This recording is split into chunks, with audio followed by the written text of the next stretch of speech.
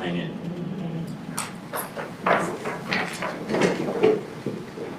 Manningham City Council acknowledges the Wurundjeri people as the traditional custodians of the land we now know as Manningham.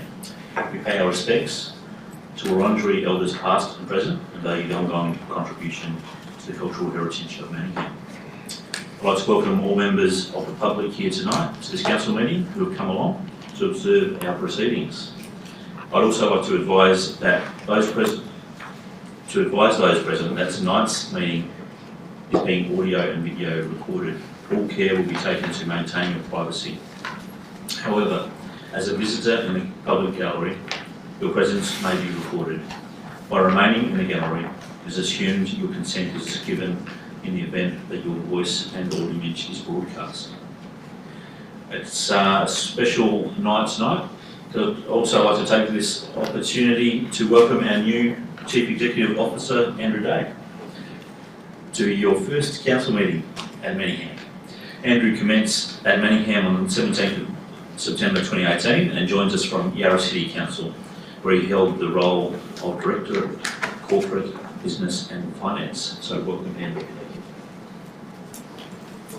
Manningham also would like to acknowledge the contribution made to Manningham over the years by people of diverse backgrounds and cultures. All council meetings are controlled by a meeting procedure local law. I'll introduce each item of business as listed on the agenda by calling it by number and reading by the title. I will then call for a mover and a seconder of a motion on the item before opening any debate. Only councillors are able to join the debate on an item. Councillors may adopt the officer's recommendation in the report or propose amendments and supplementary motions. I'd like to draw your attention to item 7 on tonight's agenda, public question time, which provides people with an opportunity to ask questions of the council. Questions must be registered prior to the commencement of the meeting to be asked. If we do not have the information at hand to provide a meaningful response, the question may be taken on notice and a response provided in writing. I would also stress that I will deal with a maximum of 2 questions per person and 2 questions on any one issue. If you have more than 2 questions, please submit these additional questions in writing to council through the normal channels. Item 2, apologies and requests for leave of absence. There are no apologies. Item 3, prior notification of conflict of interest. There are no prior notifications of conflict of interest. Item 4, confirmation of minutes. Do I have a mover, Councillor Chin? Yes, Mr. Mayor, I move that the minutes of the ordinary meeting of council held on 28th August 2018 and the special meeting of council held on 7th August 2018 and 11th September 2018 be confirmed. Councillor Chen, do I have a seconder? Councillor Climate. I'll put that motion. Those in favour? And carried unanimously. Item 5, presentations. There are no presentations. Item 6,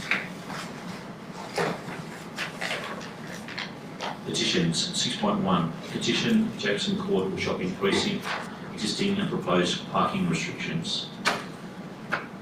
This is a petition. Officers have commenced a review of the parking restrictions at Jackson Court and a proposal has been prepared for consultation, following which a report will be presented to council for consideration. It has not been made available to the public gallery. Do I have a mover? Yes, I'd like to move it. Councillor Galbally. Yes, so that the petition with 51 signatories relating to the proposed and existing parking restrictions at Jackson Court, Doncaster, be received and referred through the appropriate officer for consideration. Thank you, Councillor Galbally. Do I have a second? Councillor Chen. I'll put that motion. Those in favour? And carried. Item 7, public question time. Are there any questions?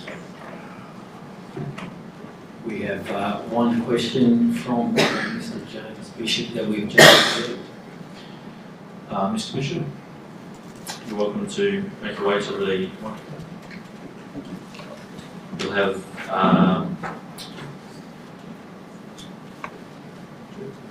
you have 2 minutes to make an opening statement, and then if you could ask a question. Sure. Firstly, welcome to Andrew. So congratulations on the new job, mate. I'm from the Jackson Court Traders Association. We've had long-term requests for parking enforcement issues, and with more than 80 cars parking in Jackson Court on a daily basis for 8 hours plus every single day for more than 12 months. It's my understanding that hundreds of people have rang the council requesting just a reasonable level of enforcement occurred. Over the last few months, I'm aware of people losing their jobs, 1 or 2 businesses close, reduced hours for staff, and multiple people telling me that they're not coming back to shop in Jackson Court to all the businesses there because of the lack of parking in Jackson Court, which has been an issue for quite some time, as I said.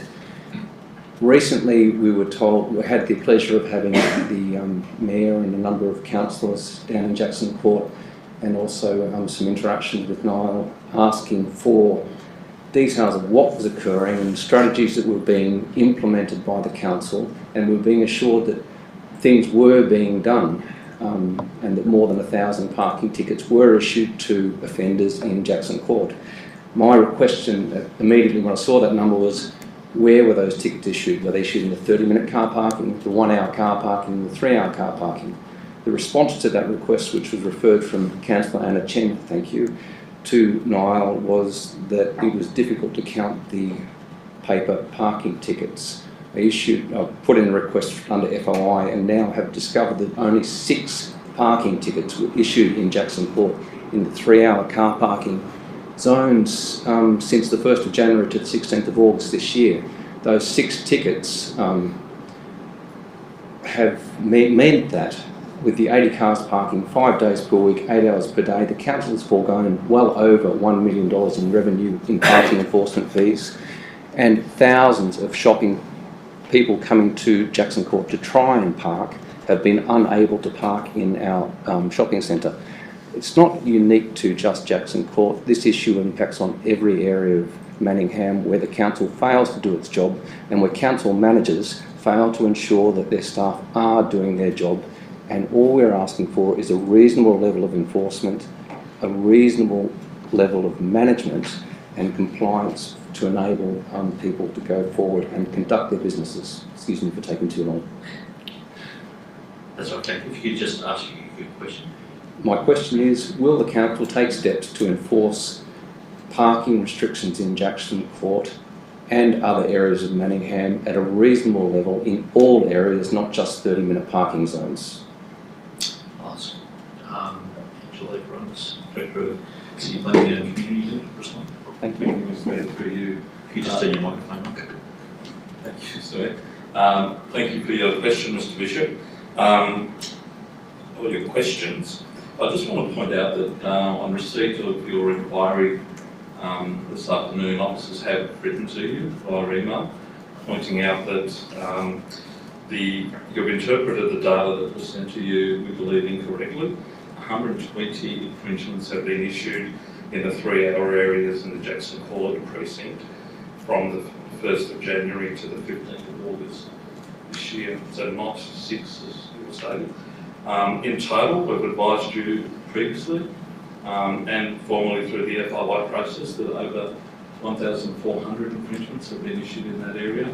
And as I've previously advised you in writing, and as my colleague Noel has advised you, we believe the council is doing as much as it possibly can to enforce car parking restrictions in the Jackson Court area as we are in other parts of the municipality. Thank you, Mr. Mayor. Thank you. Would you like to answer your second question? Sorry, actually, I think you've responded to the second question. If I could ask a second question, Andrew, that would be appreciated. Yep. The 6 car parking infringements issued in the entire Jackson Court doesn't include the 114 issued in the off-street car parking, which is also the traders' car park at the rear of Jackson Court. I stand by my statement, only 6 car parking tickets were issued in the on-street car parking, which is administered by the council in Jackson Court, not in the off-street parking area that you're referring to, the other 114 tickets. And my first question was, is not being answered by your response. I'm sorry. Thank you for your help, though. I appreciate your assistance, but I would appreciate much better job occurring in all areas of Jackson Court, not just the traders areas. Okay, thanks, Mr. Bishop. Oh, you can sit down. Would you like to further respond? Yeah, thank you, Mr. Mayor, and thanks again, Mr. Bishop. Yeah, again, I reiterate, I've checked the data today just to confirm. We have issued 120 infringements in the 3-hour area. What may have occurred, which may be causing some confusion, is the Jackson Court opened off-street car park includes the area that you'll be complaining about.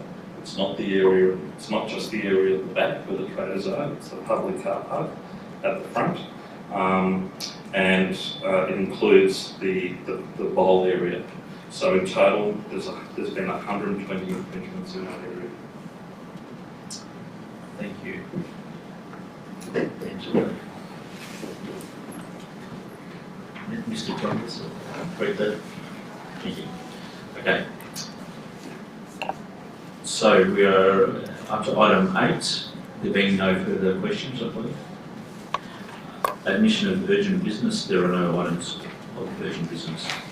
Item 9, planning permit applications. 9.1, planning application PL 17027801 at 14 and 16 Clay Drive, Doncaster, for the development of a 5-storey apartment building containing 22 dwellings over basement car parking. Do I have a mover? Councillor Chen. Mr. Mayor, I move that the recommendation be adopted. Thank you. Do I have a second? Councillor Zafiropoulos. Councillor Chen. Yes, Mr. Mayor, this proposal is to construct a 5-storey apartment building with 22 dwellings. A total of 41 car spaces is provided. This applicant provides 1 more car spaces than the required 40 car spaces. The proposal citing maximum height of 14.3 meters and setbacks all comply with the requirements of applicant Centre Zone 1. But to grant a planning permit, Council needs to assess each application against the relevant state and local planning policies, the zone, overlay, and the relevant particular provisions and general provisions of the planning scheme. The proposal does not address other objectives and requirements of this area. More importantly, it does not take into account of the impacts to its south, which is classified as general residential zone, with maximum height of 11 meters and not more than 3 stories. The proposal fails to provide an appropriate transition in scale to the adjoining properties to the south. This proposal's view form is excessive. The blank wall presentation and verticality impair the amenity and the preferred future development of this area, especially the southern interface. There are also other areas such as overshadowing caused by the sheer southern walls of the building, the internal amenity of the building, of the apartment such as building entry, open space not adequate. Some rooms are not even provided with windows, and that means no natural daylight available into these rooms. And also lack of plan details is also a concern. These shortcomings could not be addressed by simply imposing conditions. I also need to emphasize that Clay Drive, Malane, and Frederick Streets are all classified as access streets in Council's public roads register. These roads are generally about 6.8 meters wide. An increase of another 22 dwellings with an estimate of 110 vehicle movements per day are very likely to have adverse impacts to the current traffic and the road networks. So I I couldn't think that there's not any reason to support the proposal, so I asked my fellow councillors support to reject this proposal. Thank you. So just to clarify, you're asking for Refuse. to refuse as Yes, per I the refuse. recommendation. Yes. Yeah. Councillor Zafiropoulos? Councillor Chen has outlined all the reasons why this application ought to be rejected. I merely want to congratulate the officers because we get a lot of complaints, particularly in this area, in this particular ward, about overdevelopment and of council being very jealous and granting applications and destroying the amenity place. Here's an example where officers, not the council, anticipated and checked very thoroughly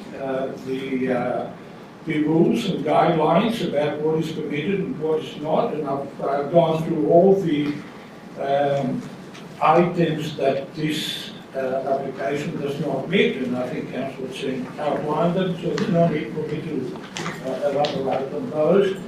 I simply want to congratulate the officers, and I want to assure our residents that this council takes very seriously the plan that we have accepted to restrict and control growth in some areas, and to make sure that anything that is built there is not going to defy any of the rules we set to protect the amenity of the city.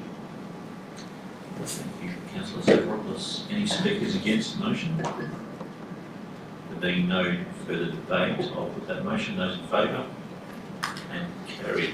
Thank you.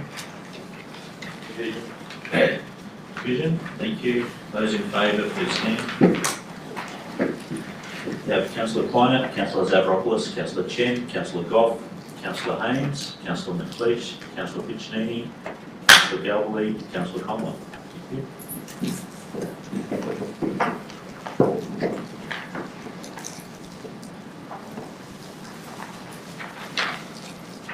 Item 10, City Planning and Community, 10.1 Lions Park Master Plan. Do I have a mover? Councillor McLeish. Thank you, Mr. Mayor. I move that the recommendation be adopted. Thank you. Do I have a seconder? Councillor Galbally, Councillor McLeish. Thank you, Mr. Mayor. Well, Mr. Mayor, this is a pretty simple one. This is a cracker of an idea. We have a new park being created on the riverfront in Warrandyte. It's repurposing some existing tyre facilities, some old tennis courts that are unused. It's being built as part of the widening of the Warrandyte Ridge project, which is nearing completion. And we've been out to our community with a master plan for the site. We've been seeking some community feedback on the master plan. And everything I've read and heard from our community says that they love the concept that's been proposed.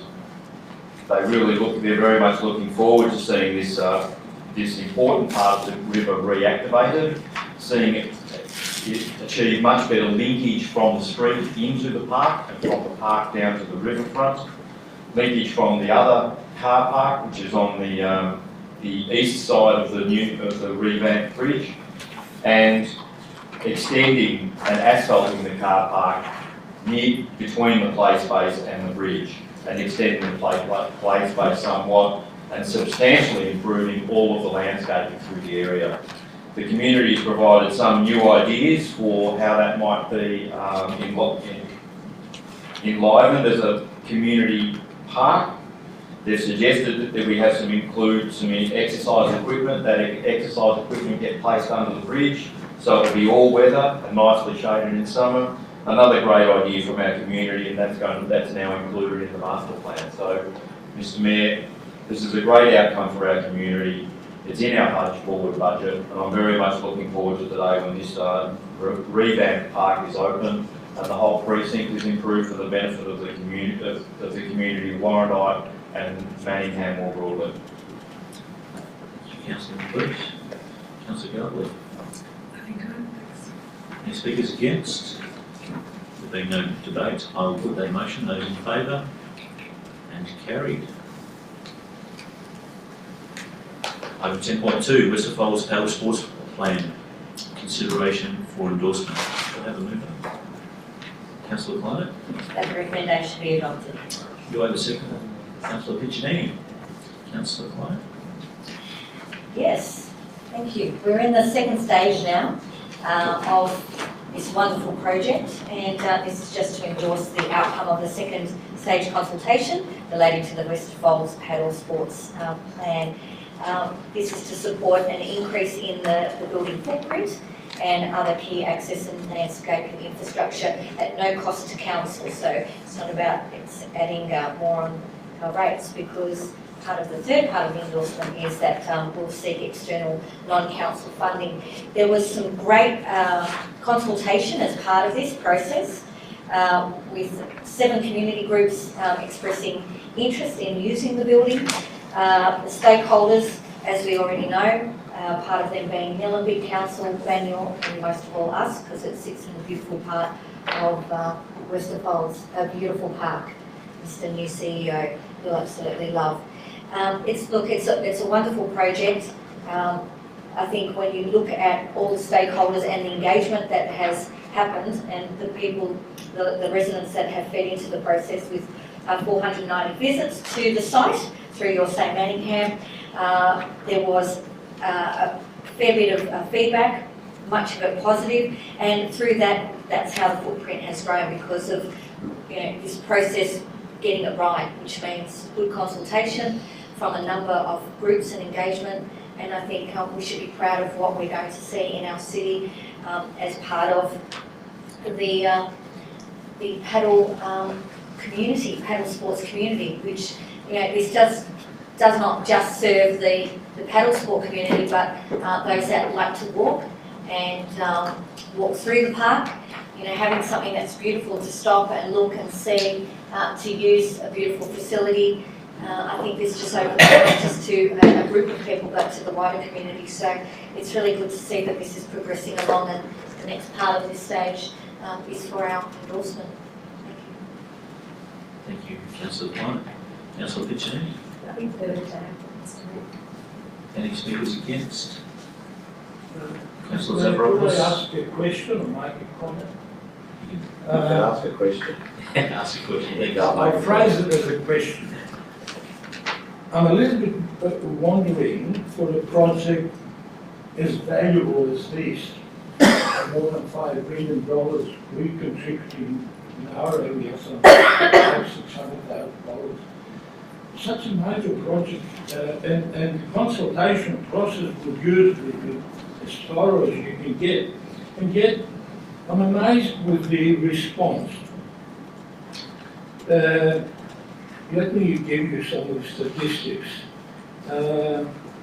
In your side, Manningham side, there were 490 visits, and where 30 people completed the survey, 30 out of 490. Then 91 schools in the region were contacted, and out of those 91 schools, only 5 responded, and only 2 were actively involved in that particular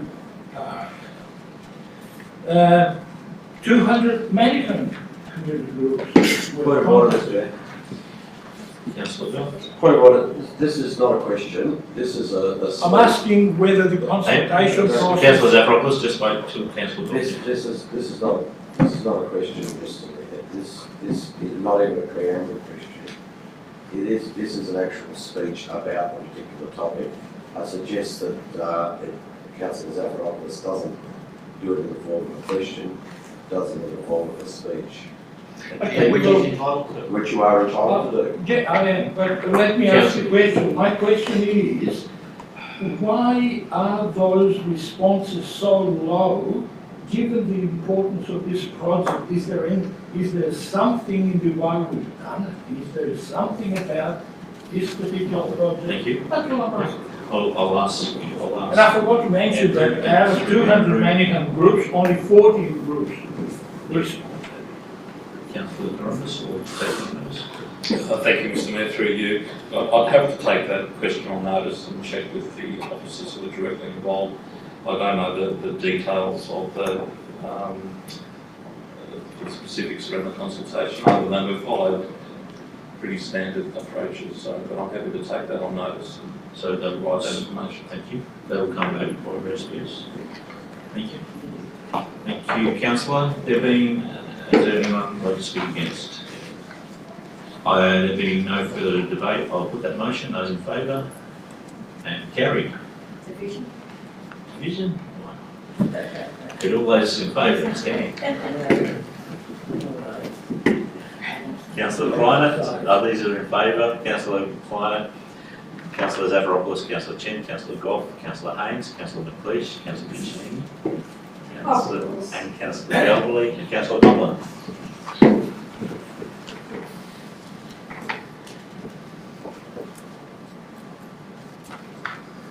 Item 10.3, Council response to changes to status resolution support services, SRSS, for asylum seekers. That removed.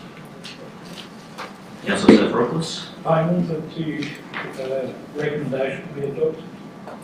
Thank you. Got a seconder? Councillor Piccinini. Councillor Zafiropoulos. Mr Mayor, Australia ought to be proud for the way we've contributed to this world phenomenon of refugees and asylum seekers. We've got a proud record that compares better than Canada and better than the United States. In this city, we have also a proud record of declaring ourselves a welcoming city back in 2015, I think. Yes.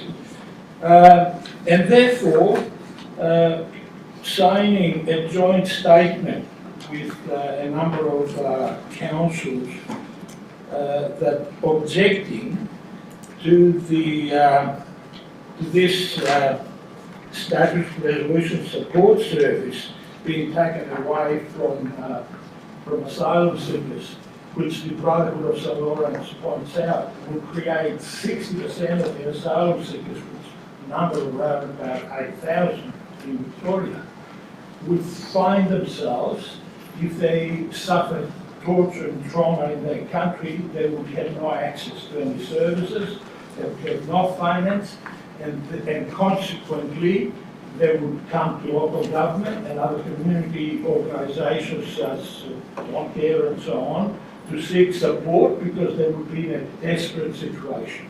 This is totally unacceptable, and basically what this resolution is asking is for us to ask the federal government to withdraw and to reinstate the SRSS allocation. If I can point out a couple of other things why we should sign this statement, apart from the fact that Manukau is a welcoming city, the joint statement is not party political. Also, the joint statement recognises the burden of supporting those unable to find employment. As I mentioned before, they will end up seeking support from us. And it's written in a way that it's not political, it's a thing that any decent council will support, and I'm very pleased that my council is contributing to this global and very serious cause. Thank you, Councillor Zafiropoulos. Councillor Piccinini. Yes, Mr Mayor. The report says 5,883 people are eligible for this support presently, of which 123 are living in Manningham. The Brotherhood of St Lawrence estimates that 60% of those people will not be eligible for the continuing support because the criteria is being narrowed. And presently this support is made up of $33 a day, case management support and access to trauma counselling. So refugees are already seeking support from charities such as the Brotherhood of St Lawrence and other not-for-profit organisations to support them, as well as having this funding. But certainly with that funding taken away from 60% of roughly 6,000 people, that will put further pressures on not-for-profits, charities, and that we support through our funding grants to assist people who are waiting to see if their visa applications are successful or are not successful. And what's also interesting in this statement is that they're really in a catch-22 situation because there's very little funding for refugees to receive support in seeking jobs. So there's a limited funding support for them to have a case manager to help them find a job. So the second part of this statement is also seeking to increase that funding. Thank you, Councillor Kitchen. Any speakers against? There being no debate for that motion. Sorry, hang on. Councillor McLeish, you're not speaking against your question? I want to speak for Mr. Mayor.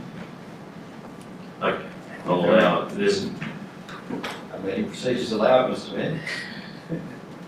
Mr. Mayor, this is a very important motion. It doesn't read particularly as though it's an earth-shattering issue, but I still am just appalled and ashamed of the actions of our government that seeks to impoverish people who are exercising their legitimate right to be a refugee, to seek asylum in this country as a refugee, and to take such an underprivileged group and withdraw resources that are critical to them to get money to do the simple things of eating and sleeping, feeding their children, is shameful.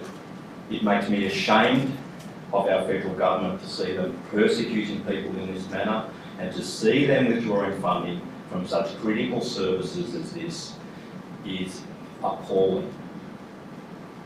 I can't see how a federal government can do it. I can't see how a local member can support these issues, such a matter. And he does so in the name of this community. I am appalled by such behaviour, and I ask my fellow councillors to support this motion and call upon this federal government to finally set about being fair. We're not talking about billions of dollars here, councillors. We're talking about small amounts of money to help some of the most underprivileged and financially challenged people in our community. It is an appalling thing, in my view, what our government's doing. Thank you, Councillor McLeish. I'll put that motion. Those in favour? Well, just hang on. Councillor Goff. Do you want me to speak? Do you want to speak against? I've got a question. Do you know the other fundings and everything else that the federal government are doing for these people with the companies that withdraw of the funding for this program? I'm not aware. I'll ask the officers. Would like to take that on notice? Mr Mayor, I will speak on this motion, and I hope I can get up with supporting this particular motion, and I will support this motion going through council, but I do have a difficulty with making it political. Now, people can grandstand on politics, and different levels of government will have their decisions to do so, and I really don't want to join in a political battering of why the federal government makes decisions like it does and what it's made. But I do know that this came to us very recently, that other councils are putting through, with no other background that's given to me other than the background that has been put forward by a group of people wanting to promote this motion. I will support this motion, but as a possibility of council making an informed decision, knowing the full details of the federal government, the reasons why, a report on that and an evaluation of that has not been given to me in order to vote on this, and this has come to this council in a very quick manner without that other governance of a council report and the other relevant things that come into it. Indeed, I don't think we do know those things that come into the decisions made by the government. I don't know whether they have been considered by this, but it would have been very good for this motion to have had those considerations. And as I was sitting here, I was quite happily able to do that when it was non-party political, but I do think that we need to be assured that there are other levels of government that do make decisions, We may not agree with them, but we don't even know the reasons why we don't agree with them because we haven't seen a report on it. Mr. Mayor, that is all I want to say on the subject. Thank you, Councillor Goff. Councillor Galway. Yes, I'll join in. Thank you, Councillor Goff. But the way I read this, it's the government has basically just made it harder for refugees to earn a living in any way while they're waiting for the refugee status. And and by taking away that resource, what it's really doing is, it's not as if they're not going to be assisted by other groups like our non-for-profits and councils, and it is just another means of handballing a cost from one government source to another, and from one source of business, whether it's a government business, to non-for-profits. And you know, I have faith in Australian standards where we don't want to see our people suffering and being hard up and not being able to find a job, especially after they've sort of left and fled such bad circumstances in their homelands. And basically what the government is cutting is the support that these refugees need. And to me, it's quite clear what this document is all about. And I don't think it matters what other funding the Australian government may be putting towards them, but the fact is it's obviously not enough for to provide assistance in any job search or any means of looking after themselves financially while they are waiting for their status to be approved. That's it. Okay. There being no debate still, I will put the motion. Still just a review. No, there wasn't. I will put the motion. Those in favour? And carried. Thank you. Item 11, assets in engineering. There are no reports. Item 12, shared services. There are no reports. Item 13, Chief Executive Officer Annual Report 2017-18. It's 13.1. Annual Report 2017-18 and Principal Approval. Do I have a mover? Councillor McLeish. Thank you, Mr. Mayor. Mr. Mayor, I move that the recommendation be adopted with the inclusion of the following additional points. The Council endorse that Council D enforce the following amendments to Attachment 1 Draft Annual Report 2017-18 shown in the Council agenda at 1, page 222, under the heading Operating Position, second paragraph, line 4, amend the figure 33.07 million to read 13.34 million, and 2, page 311, under the heading Committees, remove Councillor Sophie Galvin as the appointee from the Access and Equity Advisory Committee and replace with Councillor Mike Zafiropoulos AM. Finally, E, authorise the Acting Manager Communications to make minor grammatical and layout changes to the annual report prior to submitting the report to the Minister for Local Government. Do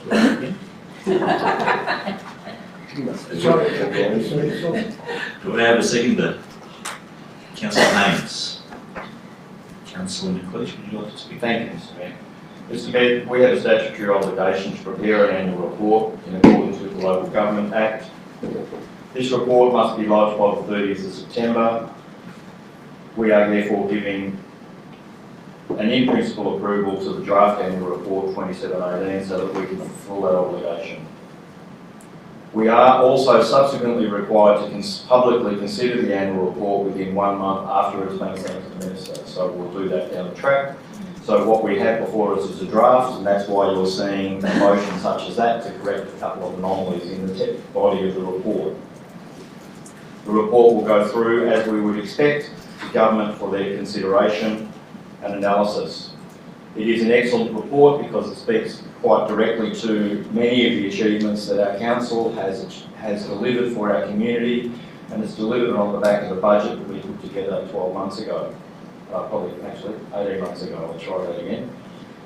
The budget reflects many creditable achievements in the last 12 months. We completed the Mullumbullen Stadium in Doncaster,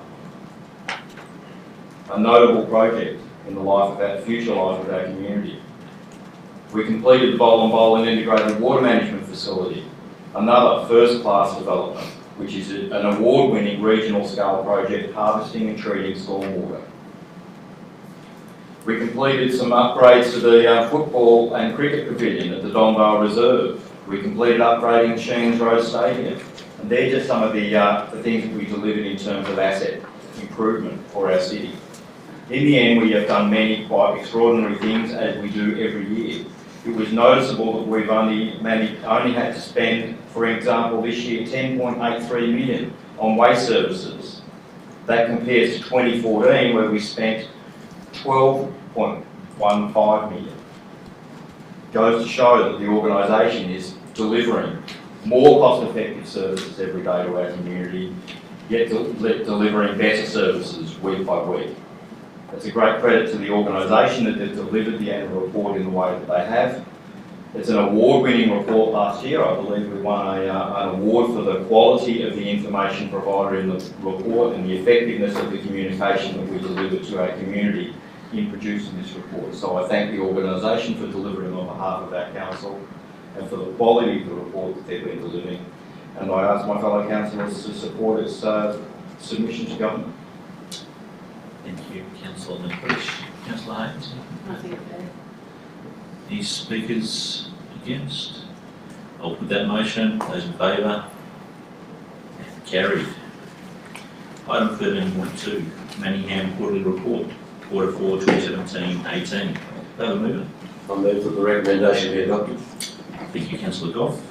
Do I have a second? Councillor Zafiropoulos. Councillor Goff. Thank you very much. And it's interesting that this one actually comes after our annual report, because this is the quarter from April, May, June. April, May, June. And the annual report is a reflection of all of that. And it's probably a lot of the things are ditto with the things that we finished off with the Mullumbullen Stadium and whatever, with completion of all of that. And if I talk about this report, it is a good report. 95.6, I think, or 96, yeah, 95.6% of capital works expenditure being done, which is pretty good. In anything that you build or do, you know that things can drag out. To actually achieve that result, and our target is 95%, there is also always something that's carried over, and those items are carried over, and often they're finished within the first month or so of this next quarter. So that's a really good result within regards to all of that. If I just might take a couple of highlights, and one of them is something that we had identified for us, and we've identified ourselves as a delay in planning and a difficulty in planning applications process in Manningham, and that is something that this council has worked on, because it did figure that it was a problem within there. And actually, if you look at it, the improvements that have occurred over the time, over this last year, have been absolutely phenomenal. Something like in time, planning applications that weren't in time were 153, and this year I think it was 77 or something like that, that haven't been done within the time.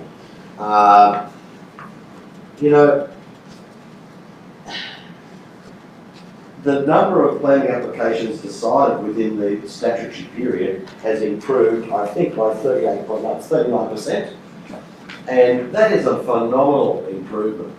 Now, I'm not saying that we need to rest on our laurels with that, because actually our average time should come down from 77 days, which I think it is at the moment. Now, that's the average time for a planning permit to be processed and given out. So it's a 60-day requirement.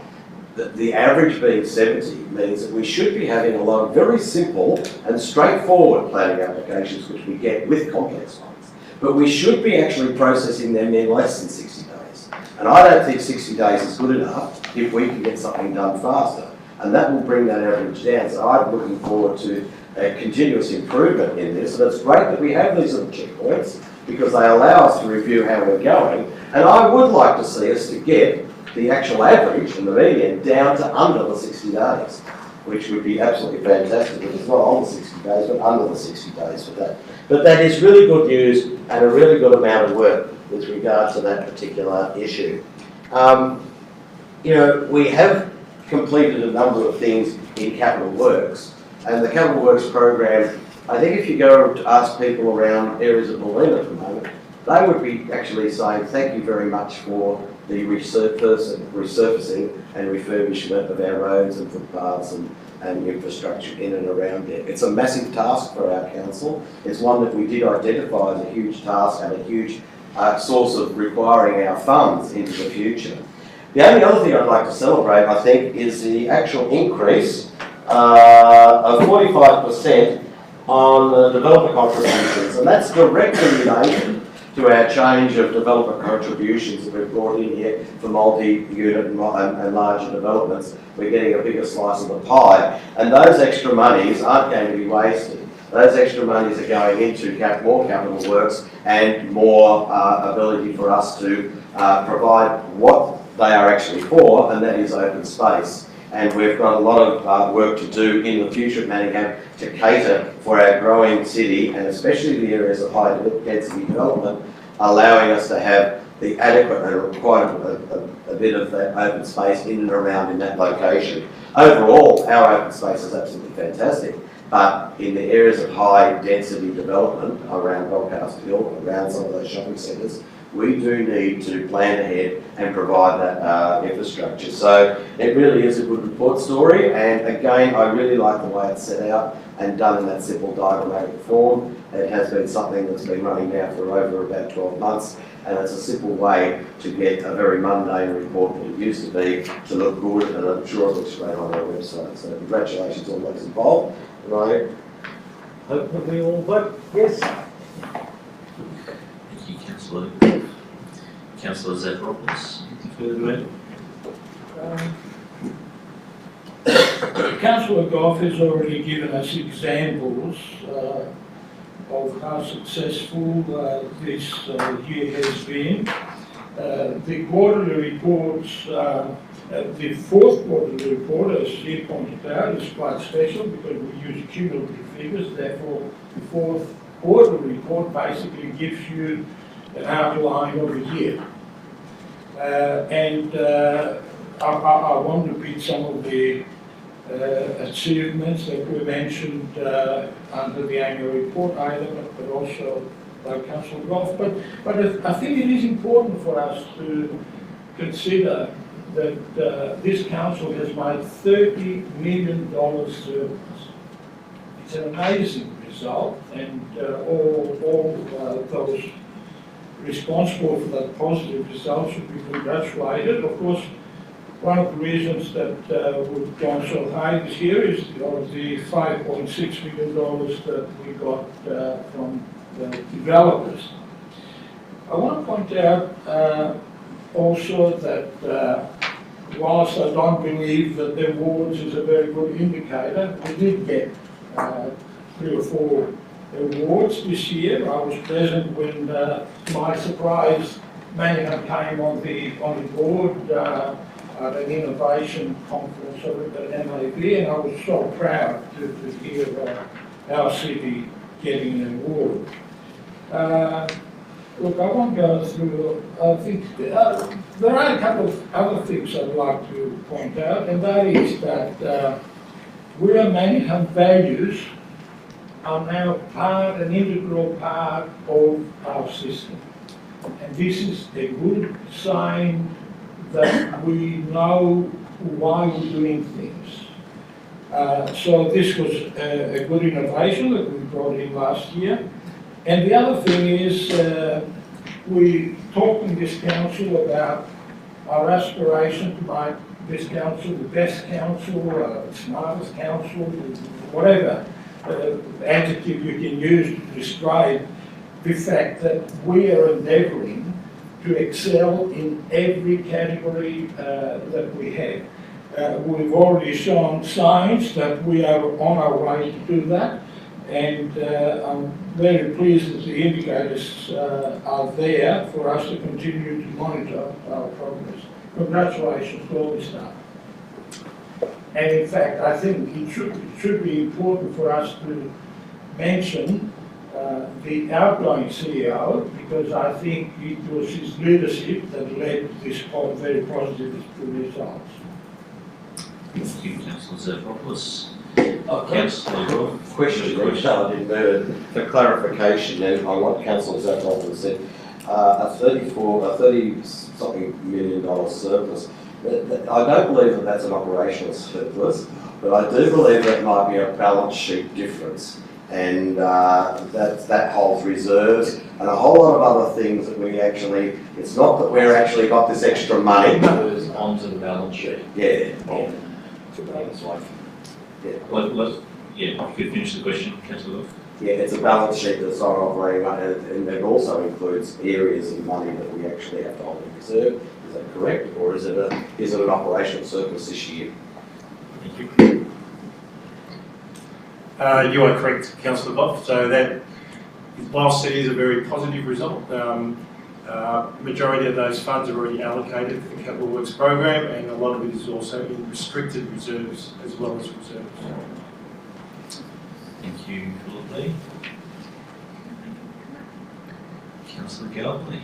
Yes. I think a lot has been said, and most of it has been covered, but there's one thing that I think we should congratulate ourselves or our residents actually, because since the new bins have been rolled out, Manningham has achieved the lowest ever percentage of material diverted to landfill. So I think the colour coding might have helped, Councillor Gold. But congratulations to the residents for that one as well. Right. I'll go, Mr. Mayor. As Councillor Goff noted, we have a lot of open space in our city. 17% of the city is open space. That's over 20 square kilometres, a significant amount of open space. And one of the things that's notable in our quarterly report is the Capital Works program and what's been completed.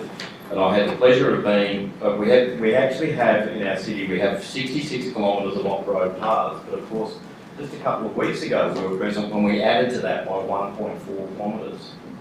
We now have, I'd say, 67 kilometres because we were there to see the completion of the Mullen Trail. And this is something that's near and dear to my heart, as many councillors will know. It's a project that we have been working on for 18 years in many forms. We've been constructing for about the last 8 years, the additional sections. And just a couple of weeks ago, we opened the final section. The Mullen Trail is now complete. It completes a circuit of path. It completes a path along the length of the Mullen Creek, and it completes a circuit of paths now where you can go from Western Falls Park, go a complete circle, all on off-road paths, and do a 42-kilometre ride on off-road paths. So it's quite an amazing network, and it's an amazing investment that our council has supported over many years. And I'm very pleased to see that the path has been completed, and the leadership that was shown by the organisation in delivering this project, and specifically guided by one particular officer, Paul Goodison, who helped facilitate this over 18 years. It's a credit to the organisation at their tenacity and vision to see this complex of paths completed. I congratulate all the organisation for what they've done. Thank you, Councillor Priest. I will put the motion. Those in favour? And carried.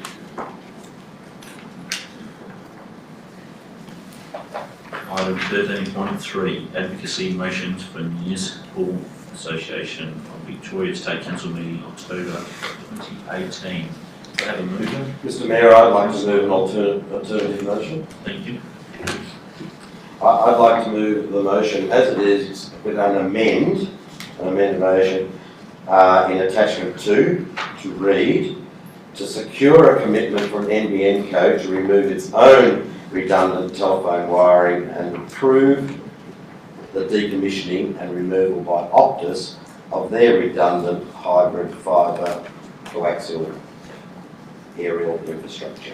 And note the proposed motion in attachment 1 and the balance of attachment 2 begins in consideration at the next MAV State Council meeting. Thank you, Councillor Goff. Do I have a second of the amended motion? Councillor Zafiropoulos. Councillor Goff. Yeah, well, thank you very much. And as we all know, that all councils have an MAV conference once a year, actually get together and debate motions that come up of their importance to local government. And by voting on these, the MAV, they have a motion and a whole lot of other councils will support it, and MAV will do some advocacy along with us for doing that sort of work. So that's the reason for these particular motions. But the reason I've made a change here in the part 2 is that it really is not just the Optus cables that are redundant, that are in our streets and at a low level and by my means quite ugly throughout the area and interfere with the beautification and streetscape of our environment. But that infrastructure that is no longer used needs to be taken out. And the whole concept of government organisations or private companies or anyone using public space and public area to put their infrastructure, although they have a right to put it there, they also, I believe, have an obligation when that infrastructure is no longer used to actually remove that infrastructure from the area. And this is what we're asking. And it so happens that the old Telstra telephone cables, once the NBN is connected, are totally superfluous. So NBN apparently own that now, and it's up to NBN to actually remove that. And I know they can't remove it on installation because they've got to wait until the other stuff gets turned on, but they have to really come back and remove that wire from all the houses back to the poles to ensure that that asset does not remain there consistently in the future. It's a redundant piece of infrastructure that needs to be taken out. And also, I've got the understanding that Optus require permission from NBN to actually remove theirs, and we've been told that NBN have been failing in giving that permission to remove that infrastructure and call it redundant. So we're asking in areas where it can, that it does, and it gets on and does it, because indeed the principle of being able to utilise public areas and public asset for the good of the whole community is there and it's legislated for. But when it is no longer in use, there is a responsibility and an obligation for any organisation that places stuff on in public areas to actually remove it. So that's what this does, and that's what the amendment was, to make sure that it wasn't just saying Optus, but it was also saying NBN as well. Thank you, Councillor Goff. Councillor Zafiropoulos. Councillor Goff has already covered the removal of the wiring. All I want to say about this is that two huge bureaucracies prove how inefficient and ineffective they are, because Optus tells us that they want to remove them, but they need the consent of the NBN. When we go to the NBN to ask to give the consent, the NBN says, go back to Optus, they can sort it out. Now, this is totally unreasonable. Thank God there are local governments who take up irrational issues such as this to resolve them. I want to talk a little bit about the other motion we are proposing for the MAV meeting, and that is the VC 148 amendment that the state government brought in at the end of July, which has reduced the number of car parking spaces that we used to require, and now new businesses in all premises will be able to have less parking available. And we just had someone ask a question about the parking problems we experience in the city. Now, also, this is going to affect the residential areas, because we used to have for every five dwellings, we had one space, Now that's taken away if you are within 400 metres from public transport. This is unacceptable. Basically, the state government wants to deprive us from the intimate knowledge we have about what is needed in our own space. This is unacceptable. Hopefully it will be supported by all the other councils, I'm sure it will be, and hopefully the government will listen. Thank you, Councillor Zavaropoulos. Any speakers against? No. I'll put the motion. Those in favour? And carried. Item 13.4, appointment of authorised officers, Planning Warren Act 1987. Have a mover. Councillor Richardson. I move that the recommendation be adopted. Thank you. Do I have a second? Councillor Clyde. Councillor Richardson. Nothing to add, Mr Mayor. Councillor Clyde. Nothing to add, Mr Mayor. I'll put that motion. Those in favour? And carried. 13.5, record of Assembly of Councillors. Do I have a mover? Councillor Galbally. I move that the recommendation be adopted. And a seconder. Councillor Chen. I'll put that motion. Those in favour? And carried. 13.6, opinions for ceiling. Do I have a mover? Mr Mayor, I move that the alternate motion be adopted. Thank you. A seconder. Councillor Piccinini. Councillor Haynes. Well, nothing to add. Thankfully, we don't have to read these out anymore, except instead of having 4 consent to build over easements to sign, you now have 7. So if this is passed. Thank you. Councillor Piccinini. Nothing to add, Mr Mayor. I'll put the motion. Those in favour? And carried. Item 14, urgent business. There are no items of urgent business. Item 15, councillors' question time. Are there any questions from the councillors? We'll move on to item 16. 16, confidential reports. Do I have a mover to close the meeting, please? Councillor Piccinini. The council closed the meeting to the public pursuant to section 89, subsection 2H and F of the Local Government Act 1989. We consider item 16.1 concerning a matter which the council considers will prejudice the council, and item 16.2 concerning legal advice. Can I have a second? Councillor Chen. I will put that motion. Those in favour? And carried. The meeting is now